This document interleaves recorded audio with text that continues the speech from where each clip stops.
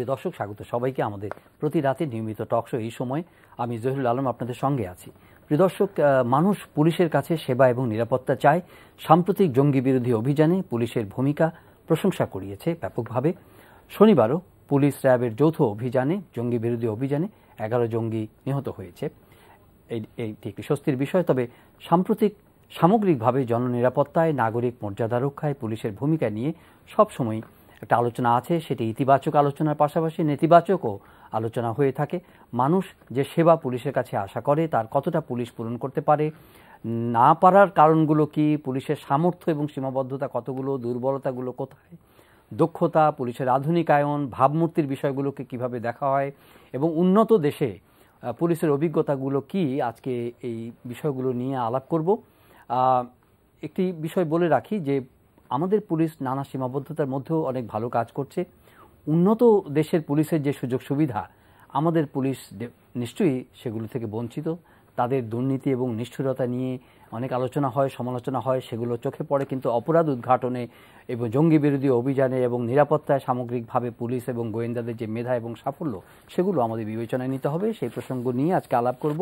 শুরুতে দুজন অতিথির সঙ্গে পরিচিত হব। তার আগে আপনাদের জানিয়ে রাখি যে আজকে অতিথিদের মধ্যে আমাদের সঙ্গে রয়েছেন একজন বাংলাদেশি আমেরিকান পুলিশ অফিসার, যিনি যুক্তরাষ্ট্রের new York city Times square police ইউনিটের প্ল্যাটুন কমান্ডার হিসেবে কাজ করছেন, লেফটেন্যান্ট সুজাত এম খান। স্বাগত আপনাকে আমার স্টুডিওতে আসার জন্য, ওয়েলকাম। আজ আমাদের সঙ্গে আরও যোগ দিচ্ছেন professor doctor Zia Rahman, chairperson, Dhaka বিশ্ববিদ্যালয় ক্রিমিনোলজি বিভাগ। স্বাগত আপনাদের। ডক্টর জিয়া রহমান, আমরা অনেকদিন ধরেই আলোচনা করছি, বিশেষ করে জুলাইয়ের 1 তারিখের পর থেকে যে জঙ্গি বিরোধী অভিযান চলছে এবং আমাদের ল এনফোর্সমেন্ট এজেন্সিসগুলো, পুলিশ, র্যাব এবং অন্যান্য বাহিনী, সোয়াত, তারা যে ভূমিকা পালন করছে। শনিবারের অভিযান সম্পর্কে আপনার সংক্ষিপ্ত মূল্যায়ন।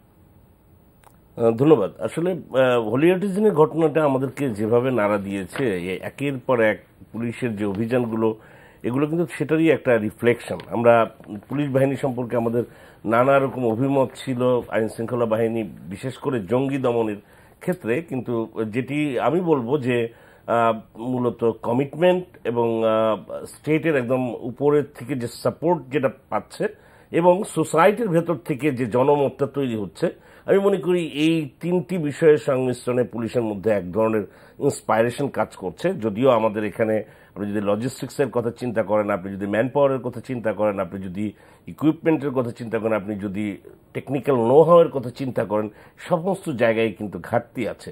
কিন্তু আমাদের কিছু ভালো পুলিশ অফিসার আছে। আমি কথাটি এই জন্য বলছি যে বাংলাদেশের দুর্ভাগ্যক্রমে যেই অর্থে ওয়েস্টে যেভাবে ইনস্টিটিউশনালাইজ হয়েছে এই ক্রিমিনাল জাস্টিস সিস্টেম পুরোটাই, সেই অর্থে আমাদের বাংলাদেশি ইনস্টিটিউশনগুলো ডেভেলপ করতে পারেনি। তার ঐতিহাসিক সেই একেবারে কলোনিয়াল রুলার থেকে শুরু করে, মিলিটারি ইন্টারভেনশন শুরু করে, পলিটিসাইজেশন থেকে শুরু করে, নানা কারণে পুলিশের ভিতরে অনেক ধরনের। কিন্তু আমরা এই যে বিসিএস ক্যাডার সার্ভিস, খুব স্পষ্ট করে আমি কথাটা বলছি কারণ এগুলো আলোচনা হওয়া দরকার। যেহেতু আমি আমার ডিপার্টমেন্টের প্রচুর পুলিশ অফিসার আসছে, তারা পড়াশোনা করছে।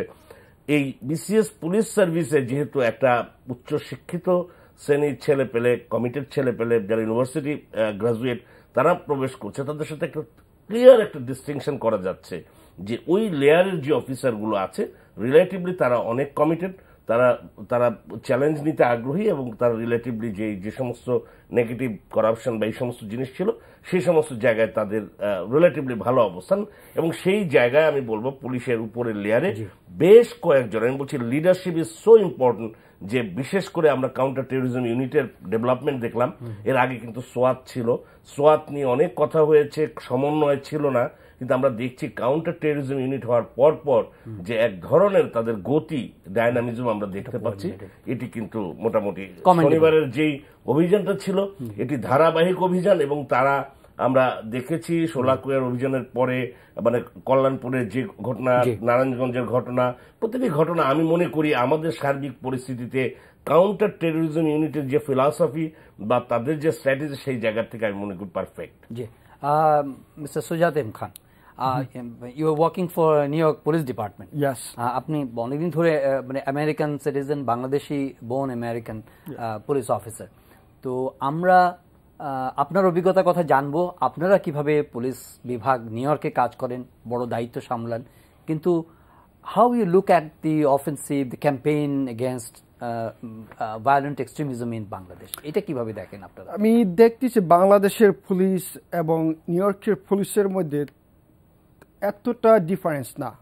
অনলি ডিফারেন্স ইজ আপনার ল্যাক অফ রিসোর্সেস, যে আমাদের নিউ ইয়র্কের যে পুলিশ অফিসাররা যে সুযোগ সুবিধা পায়, যে ট্রেনিংটা পায়, যে আমাদের যেসব ইকুইপমেন্ট আছে, আমাদের যে নিউয়েস্ট টেকনোলজি আছে, বাংলাদেশের পুলিশদের এটা নাই। ফর এক্সাম্পল, আমাদের একটা প্রিসেন্টে পর্যাপ্ত পরিমাণ পুলিশ গাড়ি থাকে। তারপর আমাদের পুলিশ অফিসারদের, সার্জেন্ট, লিউটেন্যান্ট, এভরিবডি হ্যাজ, আমার প্রত্যেক সবাই আর কি অ্যাক্সেস আছে, হেলিকপ্টার অ্যাক্সেস করে, জাস্ট ইন কেস আমাদের যদি হেলিকপ্টার লাগে, it's gonna come within a minute. আমাদের যদি 500 পুলিশ অফিসার দরকার লাগে, যদি কিছু হয় হঠাৎ করে, আপনি উইথিন এ মিনিটস আপনি 500 থেকে 1000 পুলিশ অফিসার পেয়ে যাবেন। আপনার টোটাল যে সিস্টেমটা, এটা একটা পুরো সিস্টেমের মধ্যে আছে আর কি। আর বাংলাদেশে আমি বলবো, বাংলাদেশের পুলিশে অনেক ভালো কাজ করতেছে রিসেন্টলি এবং ইন দ্য পাস্ট। এদের যে লিমিটেড রিসোর্স আছে, এই লিমিটেড রিসোর্সের মধ্য থেকে ওরা যে কাজ করতেছে, I can not explain how appreciated আমি বাংলাদেশের পুলিশদের কাজ থেকে। কারণ আমি যখন বাংলাদেশে একটা পুলিশ অফিসারের সাথে কথা বলছি, ওরা প্রতিদিন 14 থেকে 16 ঘন্টা মিনিমাম কাজ করে। তারপর ওদের সাপ্তাহিক কোনো ছুটি নাই। আপনি যখন নিউ ইয়র্ক সিটি পুলিশ অফিসারকে এটা বলবেন 16 hours a day and no days off in 7 days, they will think you crazy, and they probably আপনার বলবে আপনি পাগল। কারণ 16 ঘন্টা প্লাস কোনো ডে অফ ছাড়া একটা মানুষ কীভাবে কাজ করে একদিনের পর দিন। তাছাড়া আবার ওরা এই যে এক্সট্রা যে কাজ করতেছে, এটার জন্য ওরা যে they should get compensated. When I talk to police officer, they said ওরা এই কম্পেনসেটটা পায় না। তাছাড়া বাংলাদেশের যে পুলিশের ট্রেনিং, আপনি রিসেন্টলি, আমি নিজের অভিজ্ঞতা থেকে বলতেছি, বাংলাদেশের পুলিশ ডিপার্টমেন্ট অনেক নেশন থেকে ইনভাইট করে নিয়ে আসে, অথচ international police they try to আমাদের বাংলাদেশের পুলিশ ডিপার্টমেন্টকে হেল্প করতে চাচ্ছে। I think they come Bangladesh Police Academy, and Bangladesh government sends some police overseas to train them, like biological weapon, terrorism, cyber attack. And I think government doing tremendous work with the limited resources to reform police department, law enforcement, and make all these extremists to bring into the system. যে উনি যে অধ্যাপক সাহেব যে বলছেন যে কয়েকটা recently operation হয়েছে, বাংলাদেশ পুলিশ প্রশংসার যোগ্য। এইটা আরও ভালো হবে যখন আমরা যদি বাংলাদেশের প্রত্যেক নাগরিককে আইডেন্টিফাই করতে পারি এবং গণসচেতনতা বাড়াইতে পারি। আপনি যে নিউ ইয়র্ক সিটির যে অথবা ওয়ার্ল্ডের যে টেরোরিজম, সন্ত্রাসবাদ যেটাই বলেন আপনি, এটা দেখেন, প্রথম যে ইনফরমেশনটা আসে এটা পাবলিক থেকে। তো আমাদের বাংলাদেশেও এটার চেয়ে ডিফারেন্ট না।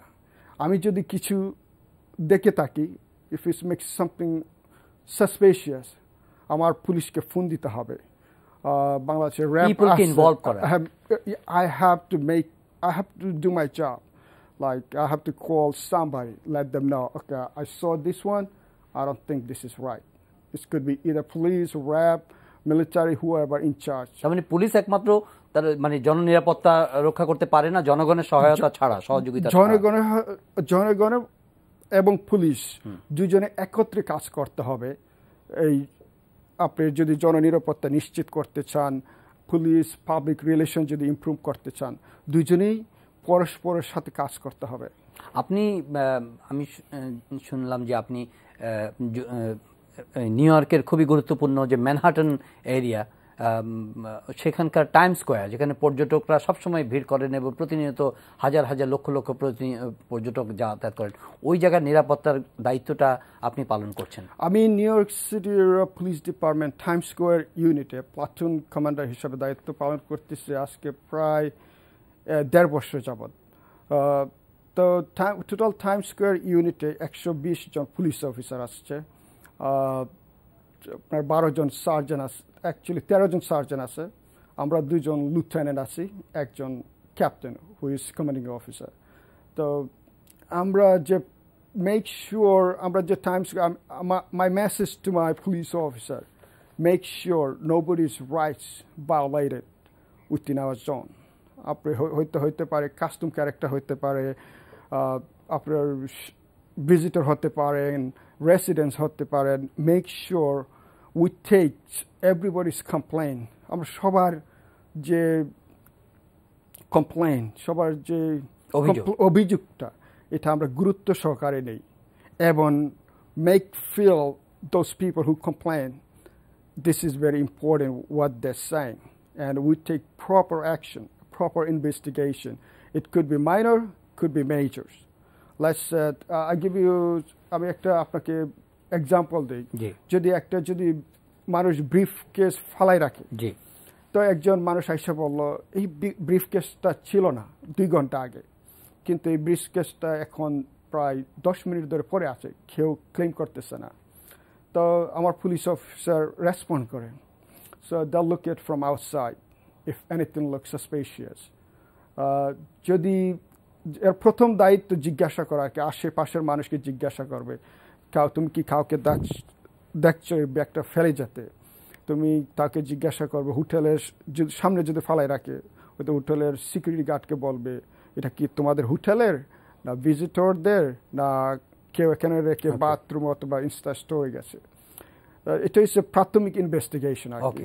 যদি কেউ ক্লেম না করে, যদি দেখে make little suspicious, we call আমাদের ইলিট আরেকটা ইউনিট আছে ইএসইউ যখন আসবে তখন ওরা ওদের প্রাইমারি ইনভেস্টিগেশন করবে, তারপর ওরা বম্ব স্কোয়াড কল করবে, তারপর procedure you have to go step by step. But what happens in our country, মানে আমরা যখন একজন অভিযোগকারী, ওনাদের এখানে যে একটা মানবিক আচরণ আছে, প্রপার ইনভেস্টিগেশন আছে, আনবায়াস এবং কম্প্যাশনেটলি সেটা শোনা, অভিযোগকারীর প্রতি প্রপার অ্যাটেনশন দেওয়া এবং একটা সার্টেন প্রসিডিওরের মধ্য দিয়ে সেটা ইনভেস্টিগেট করা, ডেফিনেটলি আমাদের পুলিশ বাহিনীর মধ্যেও সেই প্রসিডিওর অনুসরণ করা হয়। কিন্তু how convincing the process are in Bangladesh, আপনার কাছে কি মনে হয় যে ফরিয়াদিরা থানায় গেলে সেই অনুযায়ী প্রপার ট্রিটমেন্ট পাওয়া? না, আমরা ডেফিনেটলি আমাদের সাধারণ মানুষ ডেফিনেটলি স্যাটিসফাইড না, বাট ইট ইজ চেঞ্জিং। আমরা যেটা বলেছি, ইট হ্যাজ জাস্ট স্টার্টেড। আমি বারবার বলছি যে আমাদের যে প্রসেসটা, পুরো প্রসেসটার মধ্যে এত ধরনের সমস্যা ছিল, এখন এটা উনি যেটা বলেছেন ভেরি ইম্পর্টেন্ট একটা কথা বলেছেন, যেটাকে আমরা কমিউনিটি পুলিশিং এর ধারণাটা যেটা নিচ্ছি একই, কিন্তু আপনার এই যে পুলিশের সাথে জনগণের যদি এই আর্টিকুলেশনটা না থাকে তাহলে কিন্তু আপনি ভালো কাজ করতে পারবেন না। এখন আমাদের মানুষেরও কিন্তু সীমাবদ্ধতা আছে। আমরা পুলিশের যেমন রাগারাগি করছি বা পুলিশ বাহিনী সম্পর্কে যেমন বিভিন্ন রকম দায় চাপাচ্ছি, আমাদের যে মানুষটি করাপশনে উদ্বুদ্ধ করছে সেই মানুষটিরও তো দায় আছে। তো যে মানুষটি ঘুষ খাচ্ছে, যে মানুষটি ঘুষ দিচ্ছে, দুজনেই তো দায়ী। তো সেই জায়গায় আমি বলবো যে আমাদের বাংলাদেশের মানুষেরও কিন্তু ঐতিহাসিকভাবে আমাদেরও কালচারাল কিছু সমস্যা আছে। মানে এই কালচারাল প্রবলেমগুলো আছে বলেই কিন্তু একটি এলাকায় যখন একজন ওসির পোস্টিং হচ্ছে, তখন আপনি দেখবেন যে তার যে পাওয়ার এলিট, তারা কিন্তু তাকে প্রথমেই গ্র্যাব করে ফেলে এবং তাকে নানা রকম ভাবে উপঢৌকন দিয়ে তাকে আদর আপ্যায়ন করে। পলিটিক্যাল ইনফ্লুয়েন্স আছে, পলিটিক্যাল ইনফ্লুয়েন্স। আবার আপনি যদি ধরেন ইকোনমিক এলিটও হতে পারে, যদি সে বড় বিজনেসম্যান হয়, সে যদি বড় চোরা কারবারি হয়, তাহলে সেও এই কাজ করবে। অর্থাৎ আমি বলছি পাওয়ার এলিট অ্যাজ এ হোল বলছি। তো আলটিমেটলি মানে এটা যে কথাটি আমরা দীর্ঘদিন ধরে বলে আসছি, যেহেতু আমাদের এ ধরনের একাডেমিক ডিসিপ্লিন ছিল না, এই ধরনের কথা কিন্তু ওপেন করারও জায়গা ছিল না, কারণ আমরা খুব ইমোশনালি কথা বলি, কোনো একটা ফ্যাক্ট বা ফাইন্ডিংস এর ভিত্তিতে কথা বলি না। আজকে যে কথাটি আপনি শুনলেন, এই কথাটি আমরা বারবার বলার চেষ্টা করেছি যে এই জনগণের মধ্য থেকেও সচেতনতা, আপনি একজন পুরো নেশন হিসেবে আপনি দেখবেন যে যেমন করে আমরা প্রতিষ্ঠানের ডেভেলপমেন্ট, নিউ ইয়র্ক পুলিশ বা ওয়াশিংটন পুলিশ বা যেখানকার পুলিশের, টরন্টো পুলিশের কথা বলি না কেন, আপনি দেখবেন সেখানে স্ট্রাকচার যেমন ভাবে ডেভেলপ করেছে, পুরো নেশনের যে সোশ্যালাইজেশন প্রসেসের মধ্যে অ্যাজ এ ন্যাশনাল মানে সিটিজেন, আপনি কিন্তু দেখবেন সেই সিটিজেনও কিন্তু তার রাইট এবং দায়িত্ব, রেসপন্সিবিলিটিটা পালন করছে খুব সচেতন ভাবে। একটা মানুষকে আপনি পাবেন না সহজে মিথ্যা কথা বলে। মিথ্যা কথা বলার যে কালচারটা, সেটা আমাদের মধ্যে যেভাবে এসছে, তো কাজেই আমি বলবো যে এটা মানে বোথের প্রসেস, এটা শুধু একদিক দিয়ে হচ্ছে না। তো ডেফিনেটলি, বাট কথা হচ্ছে যে আমি যেটা বলার চেষ্টা করছি যে বারবার এই থিসিসটা আমি দিচ্ছি একজন সমাজবিজ্ঞানের ছাত্র হিসেবে, যে আমরা we are at the age of transformation, social transformation, and আরো স্পেসিফিকলি বললে যে আমরা একটা ট্রানজিশনাল ফেজের মধ্যে আছি। এই ট্রানজিশনাল ফেজটার মধ্যেই কিন্তু নেশন বিল্ডিং বলেন, ইনস্টিটিউশনাল বিল্ডিং বলেন, আমাদের সিটিজেনের রাইট রেসপন্সিবিলিটি বলেন, সবগুলোই শুরু হয়েছে। এবং সেই জায়গায় আমি বলবো যে একদিকে যেমন আমরা থানায় যে জিডি করাতে পারছি না, ভোগান্তি যেমন হচ্ছে, আমার পাশাপাশি ভিকটিম সাপোর্ট সেন্টার ডেভেলপ করছে, আপনি দেখবেন ওয়ান স্টপ যে সেন্টার, সেগুলো ডেভেলপ করছে, ধীরে ধীরে এগুলো ডেভেলপ করছে। তো আলটিমেটলি আমি আশাবাদী। আমি একটা কথা বলি, আমাদের যে ওয়ান অফ দ্য মিশনস আমাদের পুলিশ ডিপার্টমেন্ট আর কি নিউ ইয়র্কে, যে refer the complaints not the complainants. যদি একটা অপরাধ হয়ে থাকে, আমি বলি এটা খাকরাইল থানাতে একজন মানুষ যদি ভিকটিম অফ ক্রাইম হয়ে থাকে খাকরাইল থানাতে, ও যদি বনানী গিয়ে রিপোর্ট করে, তো হয়তো বনানী পুলিশ বলছে এটা তো এখানে হয় নাই, তুমি খাকরাইল গিয়ে কমপ্লেন করো। বাট আমরা নিউ ইয়র্কে এটা করি না। যদি he could be victim anywhere in the city or anywhere in the country, আমরা কমপ্লেনটা নেই। কমপ্লেনটা নিয়ে এসে আমাদের প্রিলিমিনারি ইনভেস্টিগেশন করে যে থানাতে ঘটনা হয়েছে তখন আমরা ফোন করি তখন ওই থানার অফিসারকে বলকে, okay I am taking the case, but I am gonna refer this complain to you guys gonna do investigation, and that officer ও ডিটেকটিভ আমরা বলবে ওদের কমপ্লেনের যে ভিকটিম ওদেরকে জিজ্ঞাসাবাদ করবে কিনা, এখন না পরবর্তীতে করবে।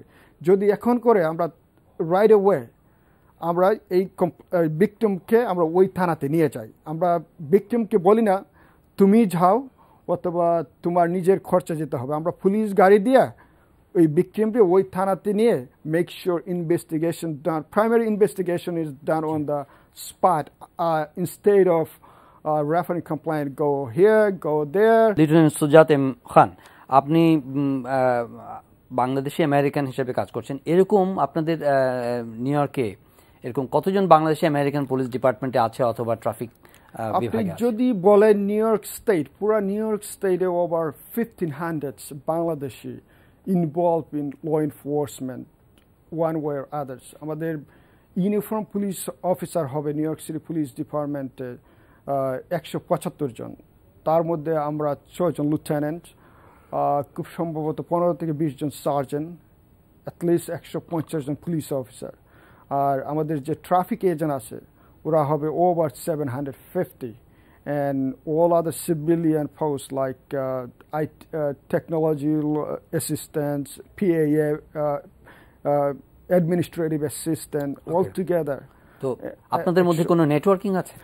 আমরা রিসেন্টলি আমরা সব বাংলাদেশি পুলিশ অফিসার মিলে একটি অর্গানাইজেশন গঠন করি লাস্ট ইয়ারে ফেব্রুয়ারিতে, এটা বাংলাদেশি আমেরিকান পুলিশ অ্যাসোসিয়েশন।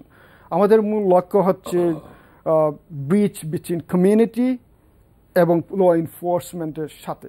কারণ আমাদের যে ইমিগ্রেন্ট বাংলাদেশ থেকে নিউ ইয়র্কে আমেরিকা যা, ওদের পুলিশের মধ্যে একটা ভয়ভীতি কাজ করে। কারণ হয়তো বাংলাদেশে কোনো ব্যাড এক্সপিরিয়েন্স থাকতে পারে, হয়তো নিউ ইয়র্কে গিয়ে যদি কোনো ওরা ক্রাইমের ভিকটিম হয়ে থাকে ওরা রিপোর্ট করে না, অথবা লজ্জা পায় অথবা ভয় পায়। তো আমাদের কাজ হয়েছে এদের মধ্যে সচেতনতা বাড়ানো, এনকারেজ করা টু রিপোর্ট ক্রাইম। অ্যান্ড আমাদের অলসো আরেকটা মিশন হচ্ছে যে আমাদের যে ইউথ আছে, বাংলাদেশি ইউথ, অনেক youth is getting off track, they getting involve in petty crime, মাইন্ডে ছোটো ছোটো ক্রাইমে ইনভলভ হচ্ছে, ছোটো ছোটো ড্রাগে ইনভলভ হচ্ছে, হয়তো ওরা প্রপার গাইডেন্স পাচ্ছে না। তো আমরা মসজিদে যাচ্ছি, চার্চে যাচ্ছি, পাবলিক স্কুলে যাচ্ছি, কমিউনিটি সেন্টারে গিয়ে আমরা ওদেরকে বুঝাচ্ছি এবং ইনফরমেশন দিচ্ছি এই খারাপ কাজ থেকে ওরা কিভাবে দূরে থাকতে পারে, আমরা কিভাবে হেল্প করতে পারি এবং ওদের ফিউচার কিভাবে এফেক্ট করতে পারে মাইনর ক্রাইমগুলো করলে। এবং সাথে সাথে আমরা এদেরকে এনকারেজ করতেছি যাতে ল এনফোর্সমেন্টে ইনভলভ হয়, পুলিশ ডিপার্টমেন্টে পরীক্ষা দিয়ে জয়েন হয়। এদের যে কোনো হেল্প লাগলে we have like over 1,000 members who can help them and assist them. Doctor Zia, একটা মানে remarkable number of police officers ওখানে আছেন, শুধুমাত্র নিউ ইয়র্ক স্টেট এবং নিউ ইয়র্ক সিটিতে মিলিয়ে আর কি একটা অ্যাসোসিয়েশনও তারা করেছেন। মানে এটা যেহেতু খুব প্রাউড বাংলাদেশি আমেরিকান এবং নিজেদের অরিজিন সম্পর্কে তারা খুবই ডিপলি কানেক্টেড, ডিপলি রুটেড। এই যে উনি বেড়াতে এসছেন, এখানে বাংলাদেশে এসছেন এবং আমাদের সঙ্গে কথা বলার আগ্রহ আছে, ওনার অভিজ্ঞতা শেয়ার করার আগ্রহ আছে।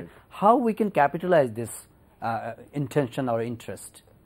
ওয়েল, আমরা ধরেন এটা ওনারা যেটা করেছেন এটাকে কিন্তু আমরা এখন গ্লোবালাইজেশনের যুগ বলছি এবং পৃথিবীর বিভিন্ন দেশ, বিশেষ করে ল্যাটিন আমেরিকা, সেন্ট্রাল আমেরিকার বহু কান্ট্রি কিন্তু তারা এই রিসোর্সগুলো তারা তাদের মানে নিজের দেশে কাজে লাগাচ্ছে।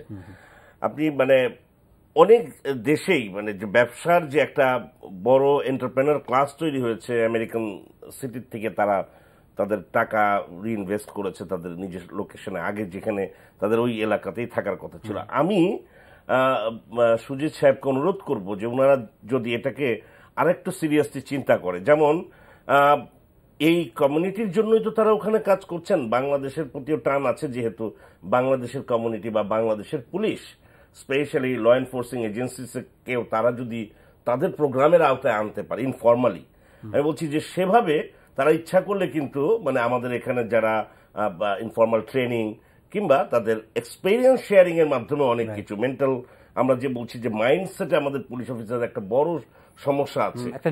আমরা কিন্তু আমাদের ডিপার্টমেন্টে যেটা আমরা দেখছি যে আমাদের এখানে মিলিটারি অফিসাররা, পুলিশ অফিসাররা আসে, আমাদের প্রথম মটোটা আমরা বলি যে আমরা একটা হিউম্যান ফেস দিতে চাই।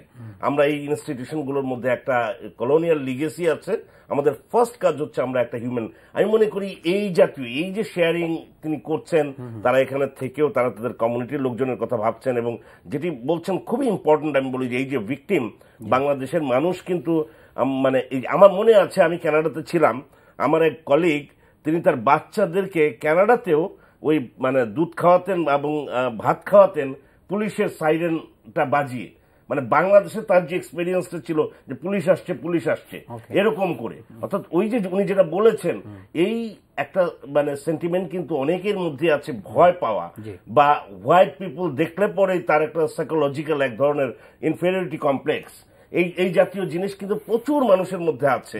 তো কাজে উনি এই কথাটি অত্যন্ত আমি মনে করি যে এটি খুবই সাপোর্টিভ হবে।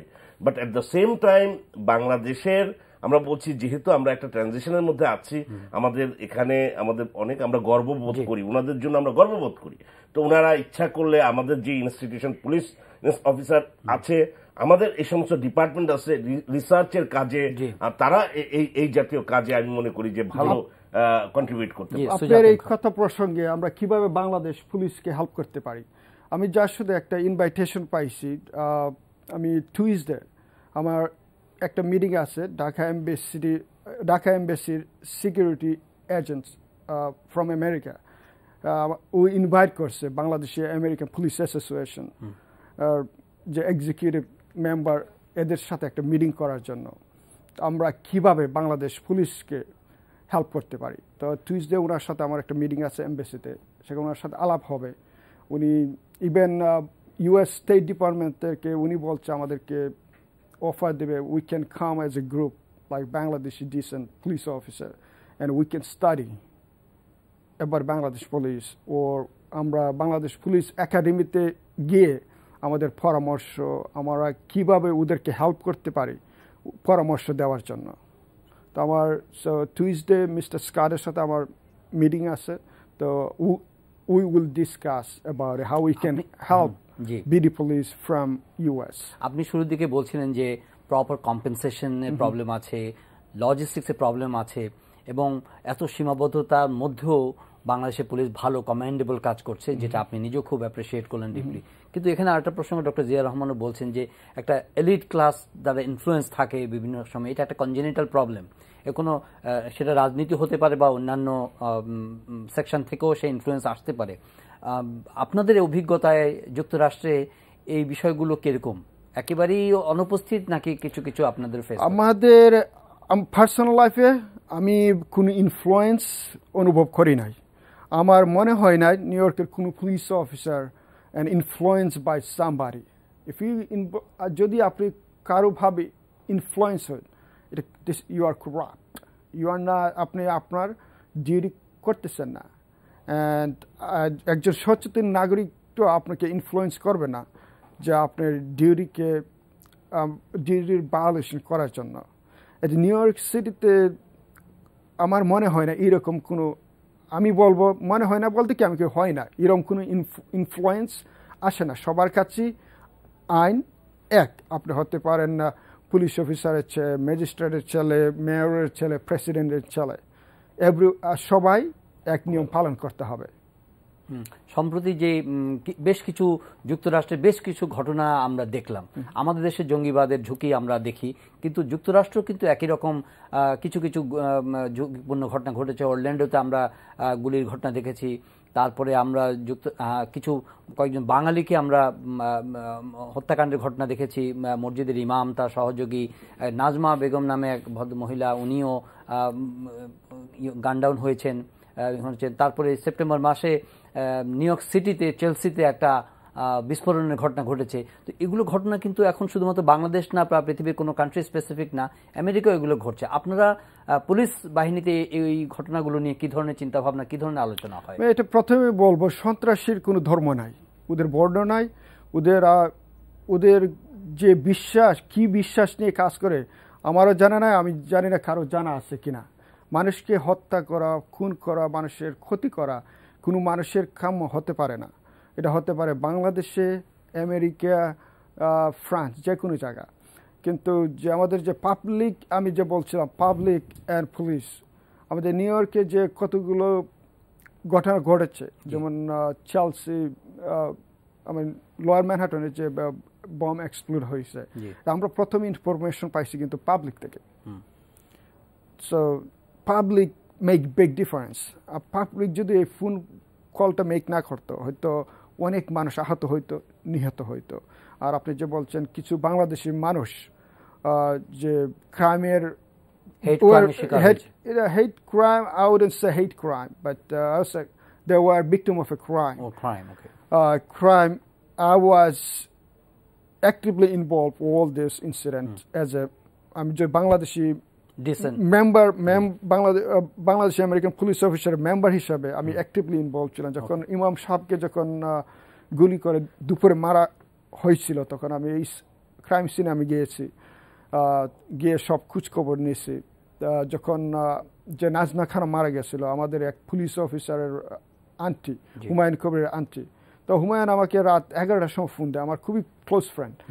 সুজাত ভাই, 107 প্রিসেন্ট থেকে আমার একটা ফোন আসছে, ডিটেকটিভ বলছে আমার আন্টি স্টেবিং হয়েছে হসপিটালে। তো he told me he has to go to 107 precinct.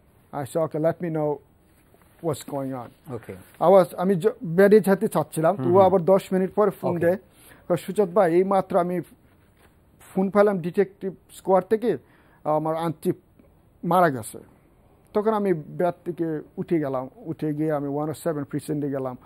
107 প্রিসেন্টে গিয়ে দেখলাম নাজমা খানের হাজব্যান্ড এবং ওর ছেলে কান্না করতেছে। তো ওরা এতই ভেঙে পড়েছিল, আমাদের অ্যাম্বুলেন্স করতে হয়েছিল ওর হাজব্যান্ডের জন্য। তো অ্যাম্বুলেন্স এসে চেক করার পর ওকে বাসা নিয়ে গেছি আমি এবং আরও অনেক বাংলাদেশি পুলিশ অফিসার মিলে আমরা ক্রাইম সিনে যাই।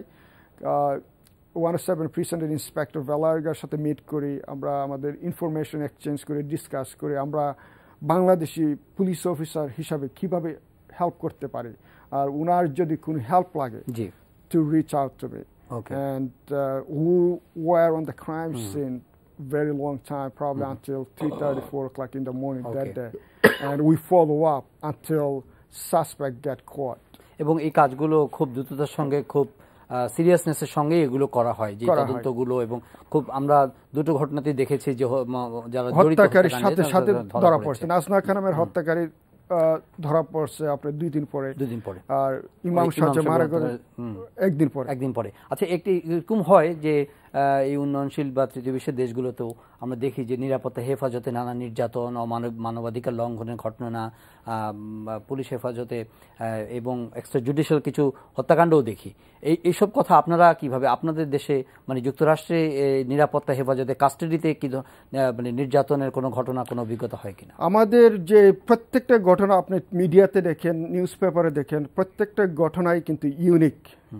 প্রত্যেকটা ঘটনারই একটা স্টোরি আছে, যে আপনি যেটা শুনেন সেটাই কিন্তু কারেক্ট কিনা আমি জানি না, বাট ওটার প্রপার ইনভেস্টিগেশন আছে। যদি আমি বলবো যে এক্সেসিভ ফোর্স যে হয় না, তা বলবো না, হয়।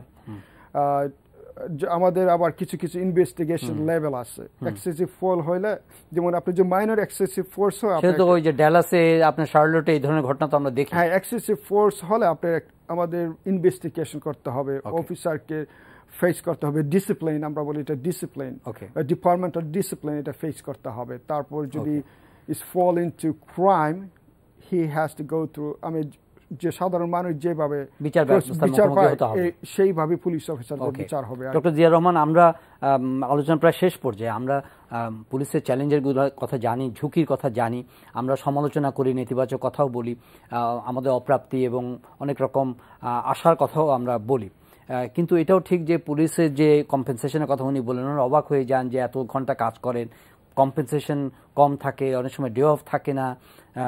আমরা পুলিশ বাহিনীর এই পরিবর্তনগুলো আনার জন্য, যুগোপযোগী করার জন্য, অধ্যাদেশে চেঞ্জ আনার জন্য অনেকদিন ধরে আলোচনা হচ্ছে। এই অর্ডিন্যান্সগুলো চেঞ্জ করে একটা খসড়াও আছে। সংস্কারগুলো মানে ঝুলে আছে কেন, আপনার কি মনে হয়?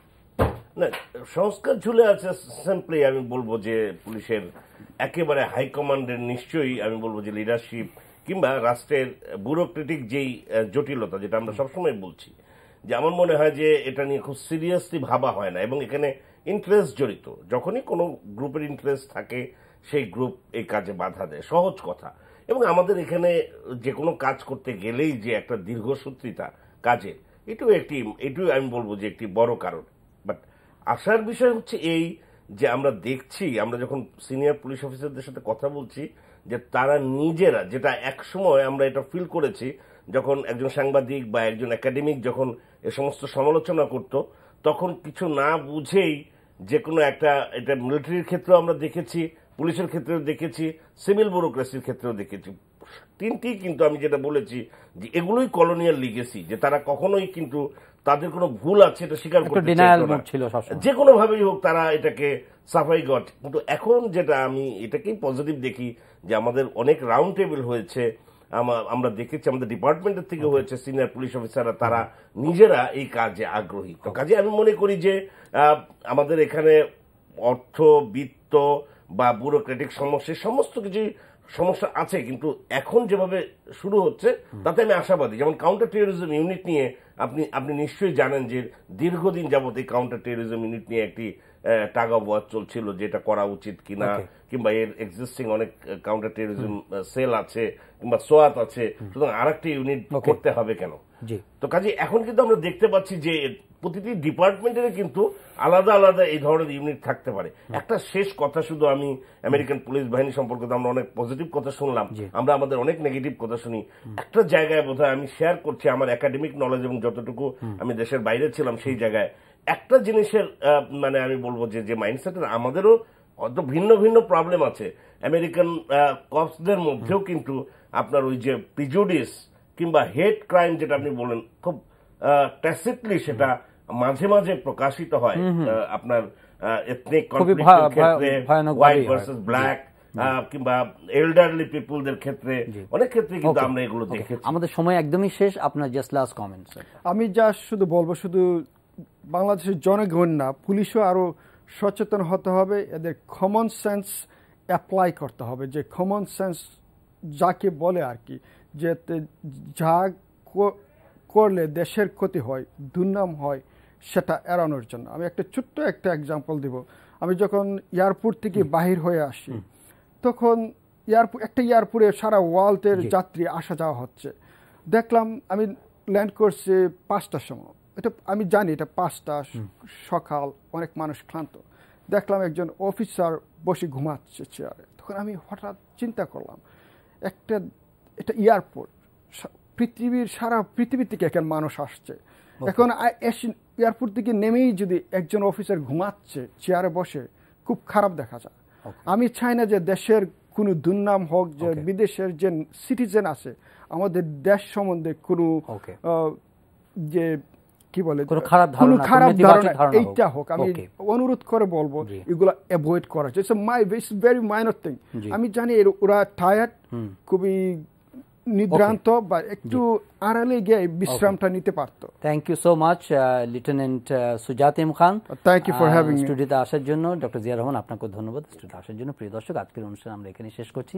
সবাই ভালো থাকবেন, দেখা হবে পরের অনুষ্ঠানে।